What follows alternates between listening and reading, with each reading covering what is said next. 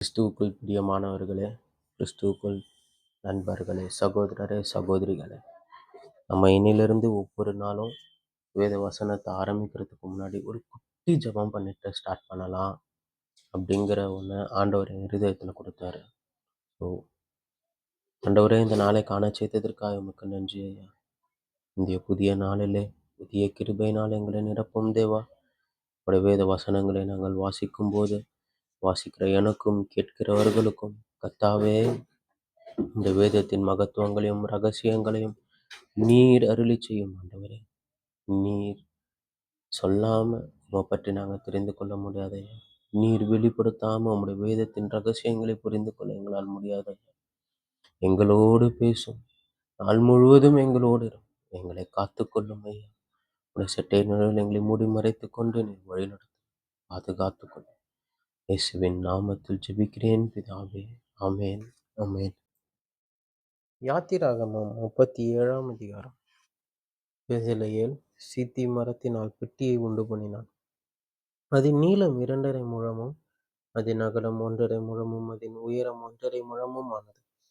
அதை உள்ளும் புறம்பும் பசும் பொன் தகட்டால் மூடி சுற்றிலும் அதற்கு பொன் திறனையை உண்டாக்கி அதற்கு 4 பொன் வளையங்களை வார்ப்பித்து அவைகளை அதன் 4 மூலைகளிலும் போட்டு, ஒரு பக்கத்தில் 2 வளையங்களும் மறுபக்கத்தில் 2 வளையங்களும் இருக்கும்படி தைத்து, சீத்தி மரத்தினால் தண்டுகளைச் செய்து அவைகளை பொன் தகட்டால் மூடி அந்த தண்டுகளால் பெட்டியை சுமக்கும்படி அவைகளை பெட்டியின் பக்கங்களில் இருக்கும் வளையங்களில் பாய்ச்சினான். கிருபாசனத்தையும் பசும் பொன்னினால் பண்ணினான். அது 2½ முழ நீளமும் 1½ முழ அகலமும் ஆனது. தகடாய் அடிக்கப்பட்ட பொன்னினால் 2 கேருபீன்களையும் உண்டாக்கி கிருபாசனத்தின் 2 ஓரங்களிலும் ஒரு புறத்து ஓரத்தில் ஒரு கேருபீனும் மறுபுறத்து ஓரத்தில் மற்ற கேருபீனுமாக அந்த கேருபீன்களை கிருபாசனத்தின் 2 ஓரங்களிலும் அதனோட ஏக வேலைப்பாடாகவே பண்ணினான். அந்த கேருபீன்கள் தங்கள் சட்டைகளை உயர விரித்து தங்கள் சட்டைகளால் கிருபாசனத்தை மூடுகிறவைகளும் ஒன்றுக்கொன்று எதிர்முகமானவைகளுமாயிருந்து கேருபீன்களின் முகங்கள் கிருபாசனத்தை நோக்கி கொண்டிருந்தது. மேஜையையும் சீத்தி மரத்தால் பண்ணினான். அது 2 முழ நீளமும் 1 முழ அகலமும் 1½ முழ உயரமும் ஆனது. அதை பசும் பொன் தகட்டால் மூடி சுற்றிலும் அதற்கு பொன் திறனையை உண்டாக்கி சுற்றிலும் அதற்கு 4 விரற்கட்டையான சட்டத்தையும் அதன் சட்டத்திற்கு சுற்றிலும் பொன் திறனையையும் உண்டு பண்ணி அதற்கு 4 பொன் வளையங்களை வார்ப்பித்து அவைகளை அதன் 4 கால்களுக்கு இருக்கும் 4 மூலைகளிலும் தைத்தான். அந்த வளையங்கள் மேஜையை சுமக்கும் தண்டுகளை பாய்ச்சும் இடங்களாயிருக்கும்படி சட்டத்தின் அருகே இருந்தது. மேஜையை சுமக்கும் அந்த தண்டுகளை சீத்தி மரத்தால் பண்ணி அவைகளை பொன் தகட்டால் மூடி மேஜையின் மேலிருக்கும் பாத்திரங்களாகிய அதன் பனிமுட்டுகளையும் அதன் தட்டுகளையும் தூப கரண்டிகளையும் அதன் வானபலி கரகங்களையும் மூடுகிறதற்கான அதன் கிண்ணங்களையும் பசும் பொன்னினால் உண்டாக்கினான். குத்து விளக்கையும் பசும் பொன்னினால் அடிப்பு வேலையாய் உண்டாக்கினான். அதன் தண்டும் கிளைகளும் மொக்குகளும் பழங்களும் பூக்களும் பொன்னினால் செய்யப்பட்டிருந்தது. குத்து விளக்கின் ஒரு பக்கத்தில் 3 கிளைகளும் அதன் மறுபக்கத்தில் 3 கிளைகளுமாக அதன் பக்கங்களில் 6 கிளைகள் செய்யப்பட்டது. ஒவ்வொரு கிளையிலே வாதுமை கொட்டைக்கு ஒப்பான 3 மொக்குகளும் ஒரு பழமும் ஒரு பூவும் இருந்தது. குத்து விளக்கில் செய்யப்பட்ட 6 கிளைகளிலும் அப்படியே இருந்தது. விளக்கு தண்டில் வாதுமை கொட்டைக்கு ஒப்பான 4 மொக்குகளும் பழங்களும் பூக்களும் இருந்தது. அதில் செய்யப்பட்ட 2 கிளைகளின் கீழ் ஒரு பழமும் வேறு 2 கிளைகளின் கீழ் ஒரு பழமும் மற்ற 2 கிளைகளின் கீழ் ஒரு பழமும் இருந்தது. விளக்கு தண்டில் செய்யப்பட்ட 6 கிளைகளுக்கும் அப்படியே இருந்தது. அவைகளின் பழங்களும் அவைகளின் கிளைகளும் பசும் பொன்னினால் ஒரே அடிப்பு வேலையாய் செய்யப்பட்டது. அதன் 7 அகல்களையும் அதன் கத்திரிகளையும் சாம்பல் பாத்திரங்களையும் பசும் பொன்னினால் செய்தான். அதையும் அதன் பனிமுட்டுகள் யாவையும் ஒரு தாலந்து பசும் பொன்னினால் செய்தான். தூபபீடத்தையும் சீத்தி மரத்தினால் உண்டாக்கினான். அது 1 முழ நீளமும் 1 முழ அகலமுமான சதுரமும் 2 முழ உயரமுமாயிருந்தது. அதன் கொம்புகள் அதனோட ஏக வேலைப்பாடாயிருந்தது.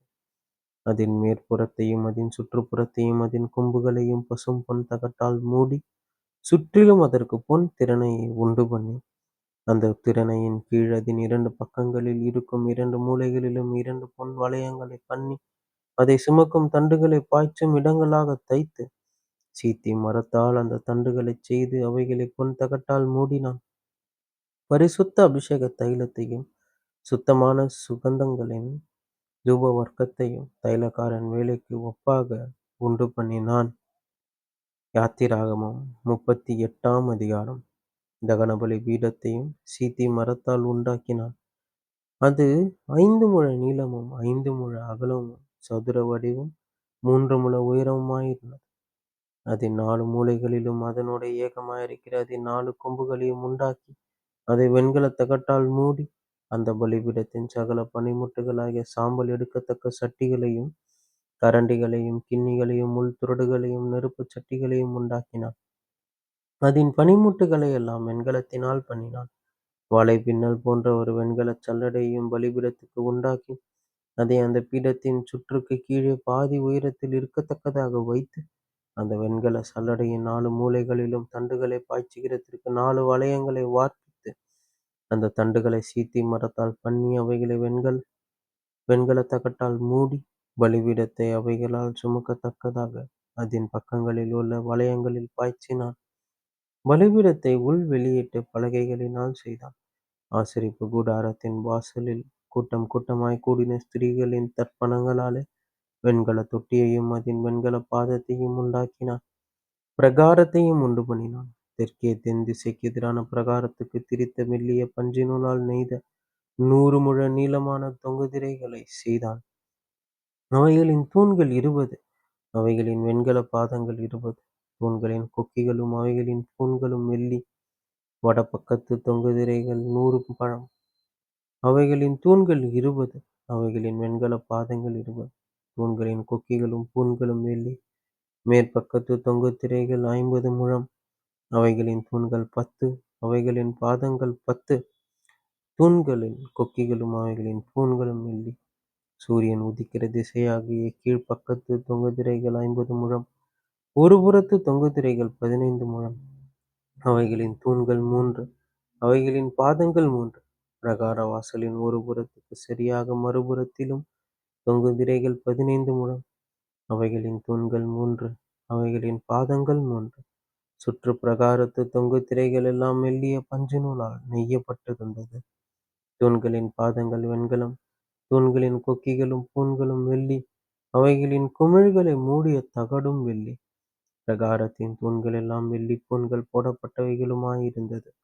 பிரகார வாசலின் தொங்குதிரை இளநீல நூலாலும் இரத்தாம்பர நூலாலும் சிவப்பு நூலாலும் திரித்த மெல்லிய பஞ்சு நூலாலும் செய்யப்பட்ட விசித்திர தையல் வேலையாயிருந்தது. அதன் நீளம் 20 முழம். அதன் அகலமும் உயரமும் பிரகாரத்தின் தொங்கு திரைகளுக்குச் சரியாய் 5 முழம்.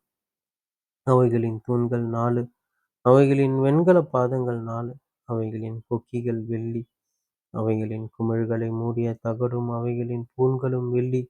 வாசஸ்தலத்துக்கும் பிரகாரத்துக்கும் சுற்றிலும் இருந்த முளைகள் எல்லாம் வெண்கலம்.